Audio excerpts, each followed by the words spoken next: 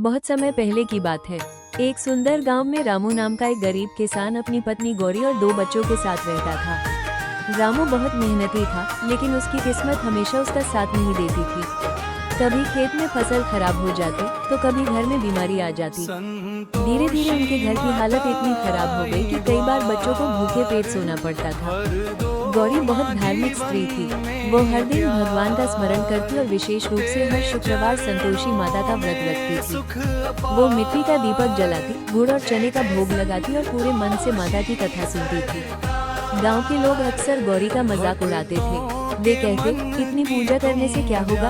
अगर माता सच में तुम्हारी सुनती तो तुम गरीब क्यों होते? लेकिन गौरी हमेशा मुस्कुराकर कहती, माता अपने भक्त की परीक्षा लेती है, लेकिन उन्हें कभी अकेला नहीं छोड़ती। समय बीतता गया। एक दिन रामू काम की तलाश में दूसरे शहर चला गया। जाते समय उसने गौरी से कहा, मैं जल्दी लौटूंगा और हमारे सारे दुख खत्म कर दूंगा। लेकिन कई महीने गुजर गए। रामू की कोई खबर नहीं आई। गौरी की चिंता बढ़ती जा रही थी। घर में अनाज खत्म हो चुका था। बच्चे भूख से रोते थे, लेकिन गौरी फिर भी शुक्रवार का व्रत नहीं छोड़ती थी। एक शुक्रवार गौरी बहुत दुखी होकर माता के सामने बैठी। उसकी आंखों से आंसू बह रहे थे। उसने हाथ जोड़कर कहा, हे माता, अगर मेरी भक्ति सच्ची है तो मेरे परिवार की रक्षा करो। मेरे बच्चों की भूख मुझसे देखी नहीं जाती। उस दिन उसने बिना कुछ खाए केवल जल पीकर व्रत पूरा किया। रात गहरी हो चुकी थी। तभी दरवाजे पर दस्तक हुई। गौरी ने दरवाजा खोला तो सामने एक वृद्ध महिला खड़ी थी। उनके कपड़े साधारण थे, लेकिन चेहरे पर अद्भुत तेज चमक रहा था। वृद्ध ने कहा, बेटी, मैं बहुत दूर से आई हूँ। क्या मुझे थोड़ा पानी और भोजन मिल सकता है? गौरी के घर में केवल थोड़ा सा सूखा भोजन बचा था, जो उसने बच्चों के लिए रखा था। फिर भी उसने बिना सोचे वो भोजन वृद्धा को दे दिया। वृद्धा मुस्कुराई और बोली, तुम्हारा हृदय बहुत पवित्र है। तुम्हारे घर के दुख अब समाप्त होने वाले हैं। इतना कहकर वो अचानक वहाँ से गायब हो गई।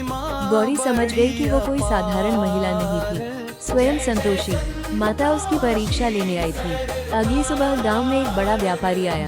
उसे खेतों और गोदाम के काम के लिए ईमानदार लोगों की जरूरत थी। किसी ने उसे रामू के बारे में बताया। व्यापारी ने तुरंत रामू को काम पर रख लिया और अच्छा वेतन देने लगा।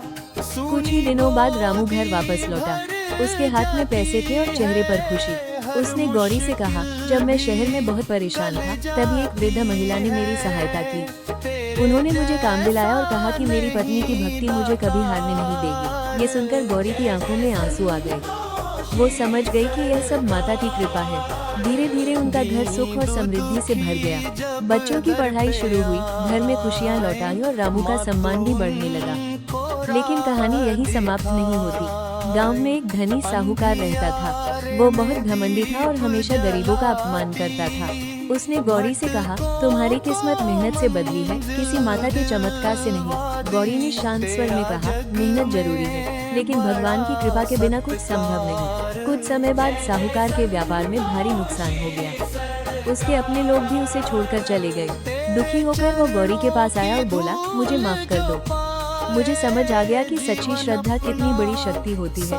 गौरी ने उसे संतोषी माता का व्रत करने की सलाह दी। साहूकार ने पूरे मन से माता का व्रत शुरू किया। धीरे धीरे उसकी परेशानियां भी कम होने लगी। अब वो गरीबों की सहायता करने लगा और लोगों के साथ प्रेम से व्यवहार करने लगा। उस दिन से पूरे गांव में हर शुक्रवार संतोषी माता की पूजा और कथा सुनने की परंपरा शुरू हो गई। लोग दूर दूर से माता के मंदिर में आने लगे। कहते हैं कि जो भी भक्त सच्चे मन से माता का व्रत करता है, माता उसकी मनोकामना अवश्य पूरी करती है। कथा से मिलने वाली शिक्षा, सच्ची श्रद्धा और धैर्य कभी व्यर्थ नहीं जाते। भगवान अपने भक्तों की परीक्षा जरूर लेते हैं, लेकिन उनका साथ कभी नहीं छोड़ते। दया और सेवा सबसे बड़ा पुण्य है। कठिन समय में भी विश्वास बनाए रखना चाहिए। माता संतोषी सच्चे मन से पुकारने वालों की हर मनोकामना पूरी करती है।